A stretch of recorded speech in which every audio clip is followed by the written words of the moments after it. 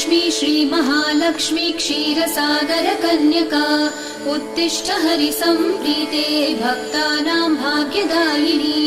श्रीलक्ष्मी श्रीमहालक्ष्मी क्षीरसागरकन्यका उत्तिष्ठ हरिसम्प्रीते भक्तानां भाग्यदायिनी। उत्तिष्ठोत्तिष्ठ श्रीलक्ष्मी विष्णुवक्षस्थलालये उत्तिष्ठ करुणापूर्णे लोकानां शुभदायिनी।